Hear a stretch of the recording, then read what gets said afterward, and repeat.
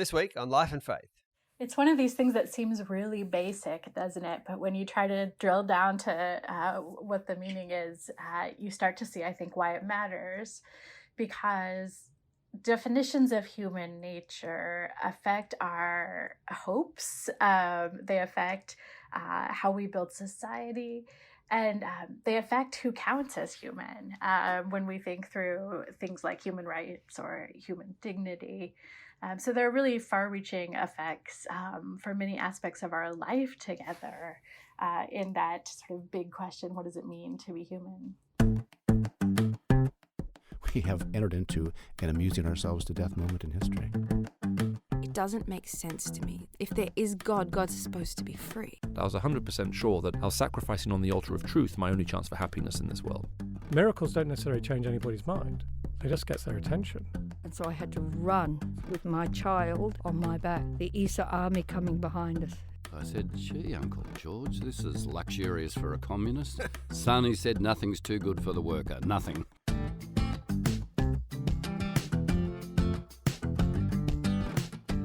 Welcome to Life and Faith from CPX. I'm Simon Smart. And I'm Justine Toe.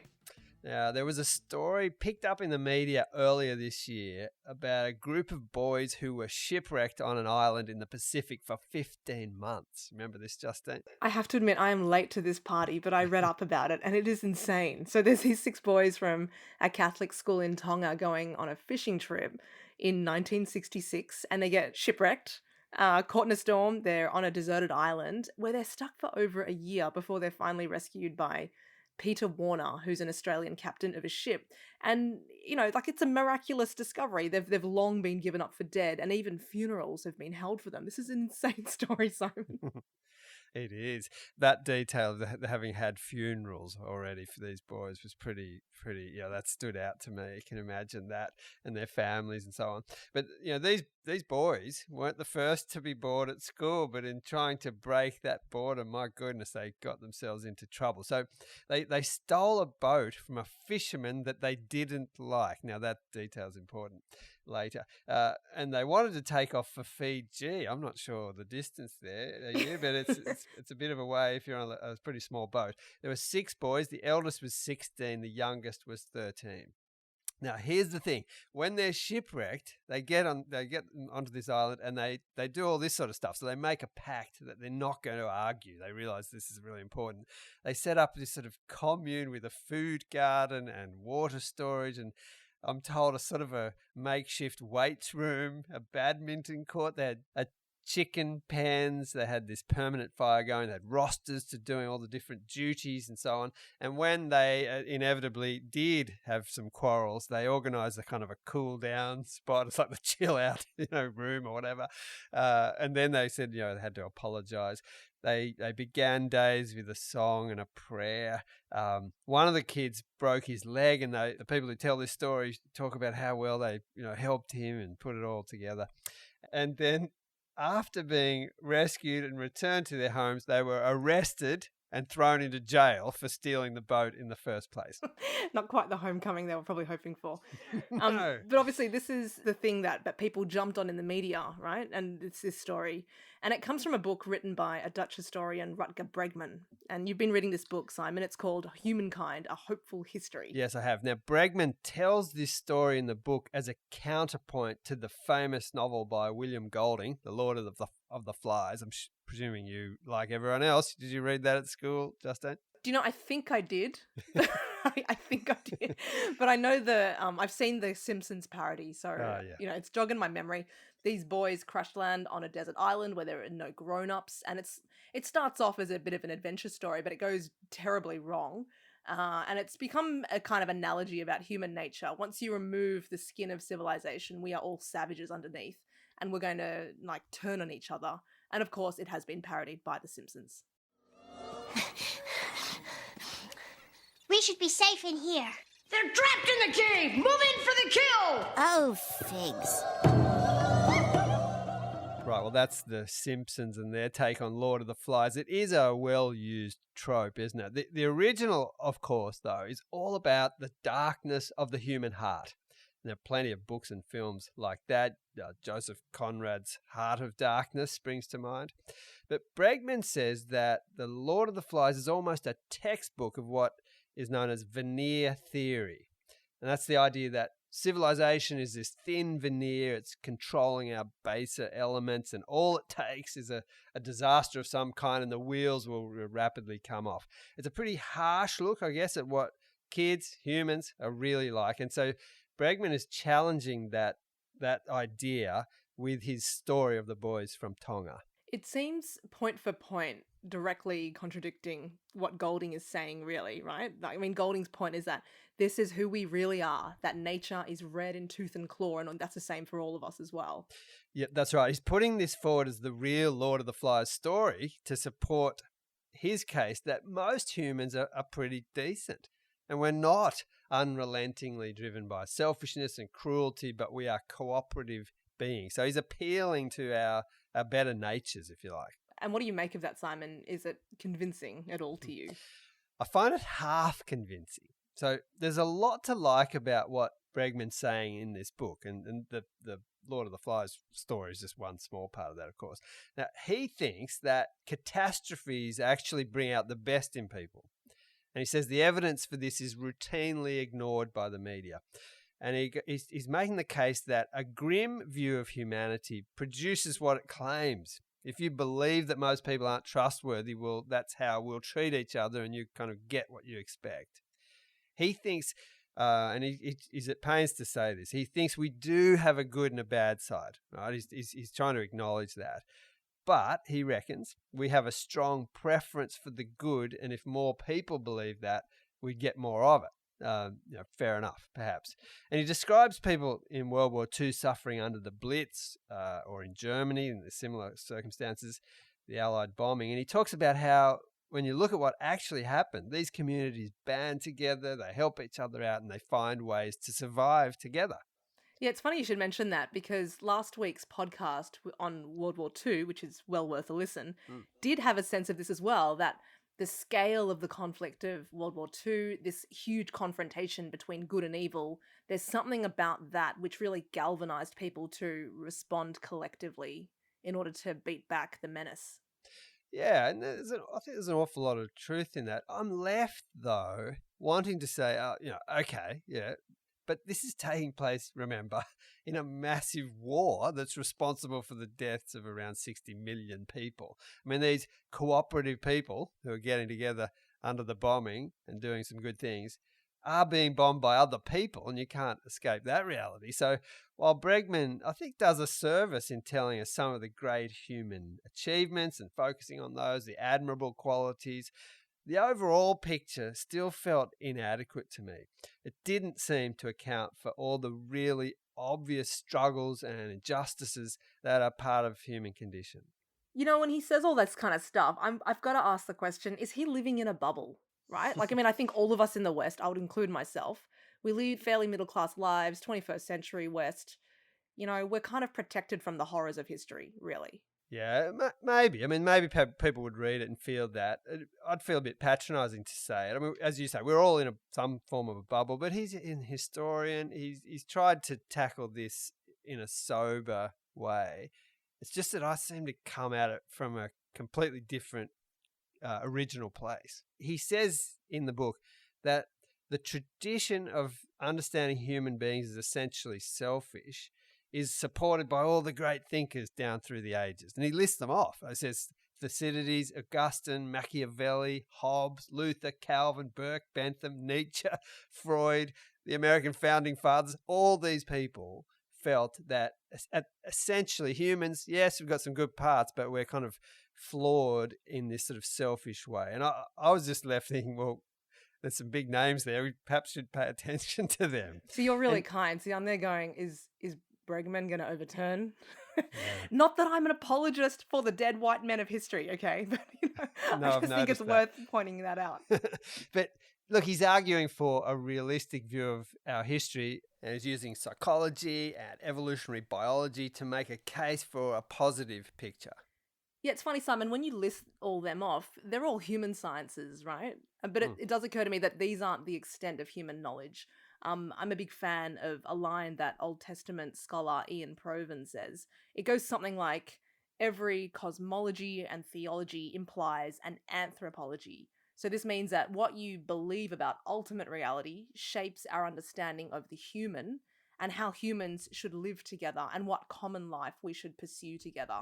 And, even if you only want to take that insight as a sociology of religion kind of perspective, rather than it being a divine truth that you have to live by, I feel like it still adds a lot to the discussion that maybe is being left out in all these other human sciences that he's drawing on.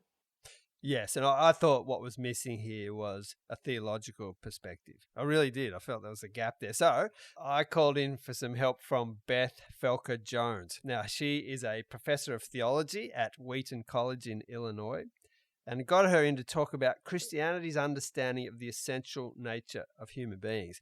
I started off the interview by asking her why the understanding of human nature at its core is an important question. Why does it matter so much? It's one of these things that seems really basic, doesn't it? But when you try to drill down to what the meaning is, you start to see, I think, why it matters. Because definitions of human nature affect our hopes. They affect how we build society. And they affect who counts as human when we think through things like human rights or human dignity. So there are really far-reaching effects for many aspects of our life together in that sort of big question, what does it mean to be human? And what if, in terms of our nature, human nature, what we're like, what have been some of the most influential answers to that question? Yeah.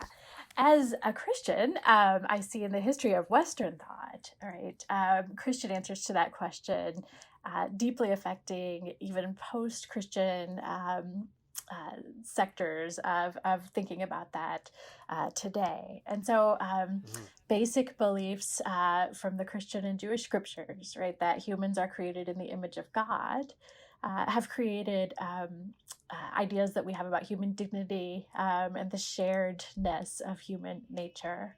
If you jump forward then into the modern period, a big jump, you get much more scientific understandings of human nature, right? Accounts that would focus on our materiality, which is very important. And you also get more psychological accounts of human nature, right? Yeah. And all of those can be brought together in interesting ways, I think. So we've been kind of bouncing off this book by Rutger Bregman that makes a case for a very positive view of human nature.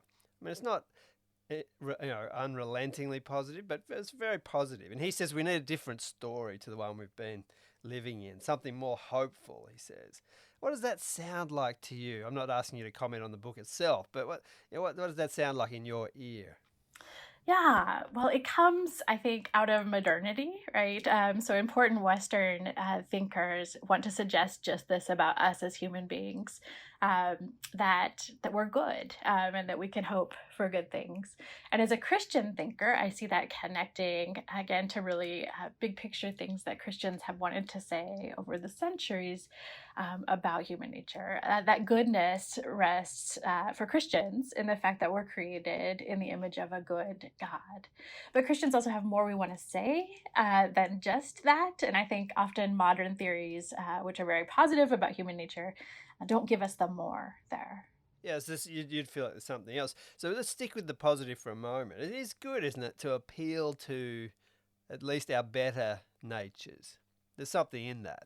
Absolutely. And for me, as a believer in Christ, that is rooted most deeply in the fact that God has created us good, right, with good purposes. We're not just pointless kind of animals floating about in a void, right? We're intentional creatures, and God has good purposes for our existence and our work and our society and our last ends as well. Yeah. So you've talked about the ways in which Christianity might cohere with the positivity about human nature. That's a really important part, isn't it? What about where it differs, or what? I think part of what you were saying there was this: there's too much missing when you only talk about the positive elements. Yeah. So basic Christian doctrine about being human says, yes, we're good. We're good because we're created in the image of God. But also at the same time, we are sinners, right? And Christians sometimes use language for this, which I think sounds strange to a lot of contemporary ears, right? Fallen nature or sinful nature or original sin. Yeah. None of those phrases are meant to mean that we're not good. They're meant to point to the fact that in our goodness, something has gone desperately wrong, right? And I think if we try to talk about being human without accounting for what has gone wrong, a whole variety of further things can go wrong, including calling things good which are not good, right? Which are unjust and oppressive and hurtful in other ways. So for Christian thinking, it's a both and, right? Created good, but also groaning under the condition of sin, which is a very theology teacher sort of thing to say. That is, something has gone wrong.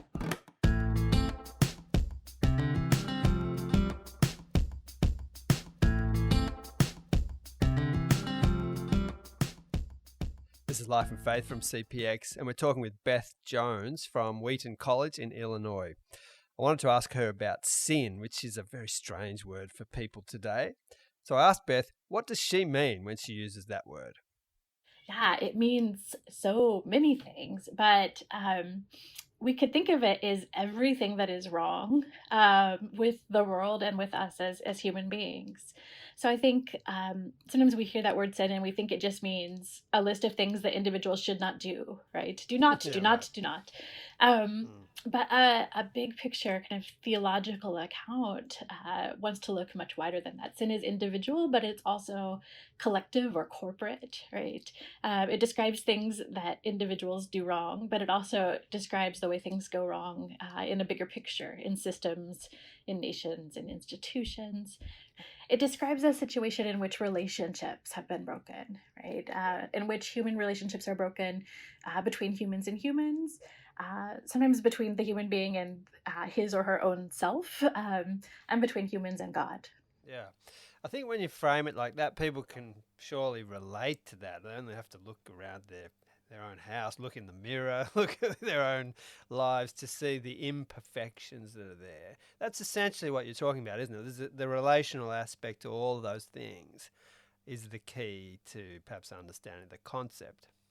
I think so. And it can be a relief to recognize that, right? If we're in a cultural context which presses us to act as though nothing is wrong, as though we have achieved sort of a flawless life, it can be a real relief to say, no, things are really difficult here. Things have gone wrong for me personally and with the society at large in ways that we really long for healing. Yeah, the endless positivity can get become a burden as well, right? Absolutely. And another way to say that is just to say evil is real, right? Things are not as they're supposed to be. And when I look at the way things are, I'm glad to be able to acknowledge that we hope for something better. It's true, though, isn't it, that the church over the centuries has sometimes been guilty of an overly negative picture of humankind. Would you not think? Indeed. And I think, the church at its best has always held together the fact of human goodness with the fact of human brokenness.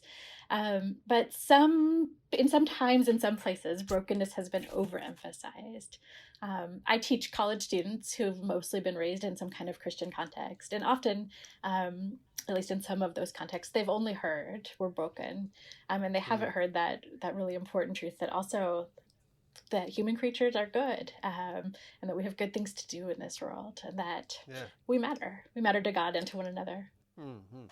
Now, you mentioned briefly a moment ago the concept of original sin. What does that have to contribute to this discussion? Because it's not a popular idea, but it's very often misunderstood, isn't it? There's a whole long sort of history of doctrine here, right, that I won't bore anyone with. But I think what it contributes at a basic level is the historic and continued Christian teaching that this fact of brokenness applies to all of us humans. right? It's original in the sense that it belongs to the whole of the human condition, where we come with it from the start. That doesn't mean that we think babies are evil monsters or something, right? That's not what the Christian teaching of original sin is, but it is a way to say this encompasses all human beings. It's a condition we're in together. It's not just me as an individual doing this or that poorly. It's the fact that we're trapped together in a big picture set of systems and problems that no individual human is separate from. Well, now we're getting theological. I wonder, what about this notion of total depravity? That's a pretty awful sounding doctrine. It does sound awful, doesn't it? And it's certainly gone out of style in certain Christian circles, even those that have most often liked to use that language historically. The language total depravity is language that a certain set of Protestants start to use in the early modern period to emphasize the fact, or the belief, the Protestant belief, that all human beings are unable to fix what's wrong with them on their own. Right, so total depravity should not, in any good theology, it should not mean that we're trash. It doesn't mean we're as bad as we could possibly be. It doesn't mean that there's nothing good in us. What it means for classic Protestant belief is that we're totally unable to save ourselves, right? And thus in need of a relationship with God and a relationship with Jesus as a healer. And so many of those kinds of historic Protestant preachers want to say, this is actually good news, right? It sounds like bad news, but it's good news because it means you cannot fix your own situation, but God wants to offer healing to you. Yeah, it's not, doesn't sit super well with very modern conceptions of who we are and what and our potential and this sort of thing. But it's interesting that you say it's sort of almost, it's bad news before it's good news, but definitely it is good news. It's a sort of a relief in a way. The preacher John Wesley, who's one of my favorites, says, "Know your disease, know your cure." Right, and he sees there the total depravity is the disease, and the cure is what God wants to offer to all human beings, right, in relationship and healing. What do you imagine might be the reason for the resistance against that type of way of conceiving of the human person? Because I think people do resist it these days. What's the source of that? I think there are a number of possible sources. One is what you mentioned earlier, which is that in some places and sometimes the church has overemphasized teaching about sin at the expense of the positive teaching of what the good things God wants for human beings and the healing that is offered to us. And so people have rightly reacted, I think, against that kind of mistaken overemphasis or failure to hold together the wholeness of good Christian teaching. I also think it can well be a sign of our brokenness. Our freshman students, where I teach, all read St. Augustine's Confessions, which is, of course, a great work of the Western canon, right? In that book in which he tells his life story, Augustine basically says that he thinks he didn't want to say he was sinful because he wanted to be able to take care of things himself, right? That he thinks he resisted it because of his own pride. And that may well be true of many of us as well, right? We have a lot at stake in preserving our public image as people who have it together. And to say out loud, I don't have it together, I need somebody else to help me here, is a hard thing. Hard for Augustine in the late 4th century, hard for us now, I think. Yeah, great to get some lessons from that far back, isn't it? And I wondered if you'd mind commenting on, you're doing theology and you're thinking through these things at that level. To what degree does the Christian conception of the human person ring true for your own life and experiences? Are you able to comment on that? I think rather than maybe any Christian teaching, including this one, ringing true for my life, the experience is sort of the reverse. The teachings have helped me to understand my life, right? So it doesn't start with my life and then go to those teachings, but the teachings have come to me sort of from the outside as a surprise to help me understand things that I wouldn't have had a framework to explain. So as a believer in Jesus Christ, I can and would and do explain my whole life in that framework. But I don't know if it's because I could have seen that on my own. I sort of doubt it. I think it's because God is at work to help me understand my story as a part of God's story. And so I can make sense of things that I might not have had the categories to make sense of in that way within the framework that I operate in as a Christian. Certainly I understand myself as a sinner and as good and beloved by God. Now I'll just jump in here. Beth Jones didn't know about the alternative Lord of the Flies story that we mentioned earlier. So I told her all about that and I asked her what she made of it. Yeah, I mean, it sounds like a delightful story. I'd love to know more details. I think the facts of history are that sometimes human beings are great at loving one another, and sometimes we're frankly terrible about it. And you can see some of both in any century, in any continent. No one story by itself gives us a full account of human nature, but I think as we look at the big picture, we do see that big picture. That held togetherness of our goodness and our brokenness. And whichever piece is more obvious in any given story, goodness and brokenness are both always the truth. That's Beth Felker Jones from Wheaton College in Illinois. Now, Simon, coming back to Rutger Bregman and his Humankind book, he uses heaps of evidence to make his case, doesn't he? And can you tell me what his strongest argument is, that humans are essentially good? He does make a strong case in places. Absolutely. And marshals lots of evidence for this. But for me, it's always yes and no to that question that I had in mind, or that he has in mind. I mean, Shakespeare, of course, gave a good rendition of this, didn't he? And I wrote this down, Justine. I'm going to read it out. It's from Hamlet. What a piece of work is a man. How noble in reason, how infinite in faculty, in form and moving, how express and admirable. In action, how like an angel. In apprehension, how like a god, the beauty of the world, the paragon of animals, and yet, to me, what is this quintessence of dust? I love that. I was brought back down to earth pretty quickly. I do love that, though. It requires us to have a real double vision, I guess, of humanity, like seeing two things at once. There's this magnificence, and that is undeniable. But there's also this frailty and this feebleness, right? This dustiness. Yes. I mean, this seems to me to be the truth. Bregman talks about studies that show that most people in most places believe things are getting worse, but the reality is the opposite. And we've talked about this before on Life and Faith. I think there's a point there. There are, of course, huge improvements in eradicating extreme poverty, crime rates, famine, deaths in natural disasters. Planes don't crash as much as they once did, thank goodness. But he says it's the news that focuses on the exceptional and the violent and the extreme that gives you this really skewed impression. Now, I think that's a good point.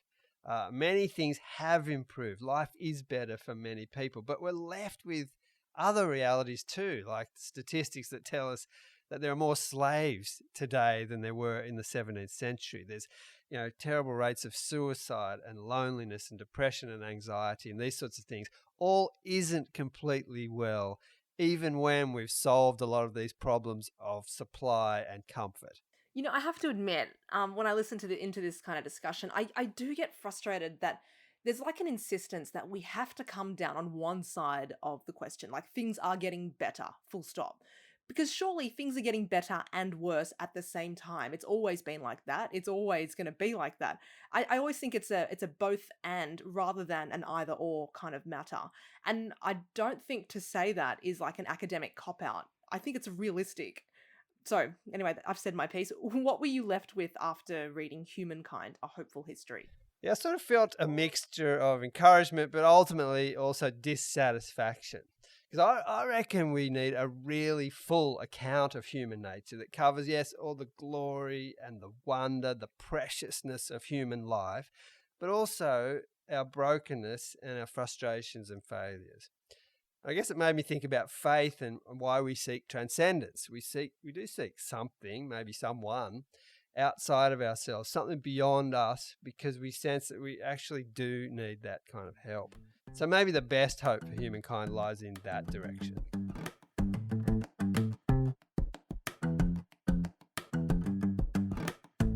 This has been Life and Faith with me, Simon Smart, and Justine Toe.